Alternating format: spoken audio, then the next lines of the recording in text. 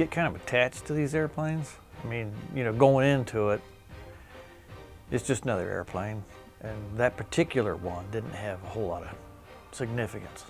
But since we're representing one that did, and then meeting a few of the guys that flew them and seeing some of their videos, I mean, you get a whole different look at the airplane and what it was used for.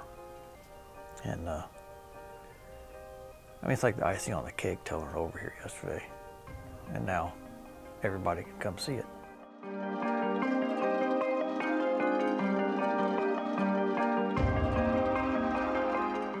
You know, we try to get everything done over there. Sometimes there might be some little finishing up things we do over here, but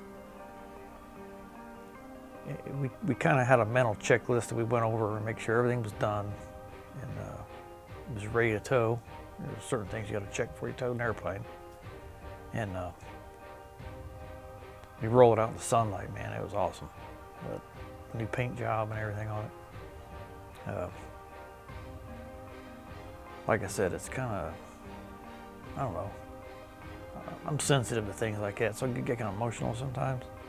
Kind of corny maybe, but it's a big privilege to be able to do that kind of stuff. And you know, I've been coming here since I was a little kid. And you know, I tell people, my folks drop me off in the summer off school, you know, drop me off in the morning and I'd spend the whole day walking around looking at airplanes and stuff. And now I get to play with them like every day, climb in them, work on them. I mean, it's for a guy like me, the perfect job. This is one of my favorite ones because when we got the airplane, it was pretty much empty hulk, missing so many parts. We were fortunate to find some guys that offered up some parts for us, but a lot of the parts we could not find. And my thing is, I love making parts out of nothing, or wrecked parts or blueprints or whatever. My big thing is fabricating. And I got to do lots of it on this airplane. When we see veterans' faces and the stories that it brings out, that's why we're here.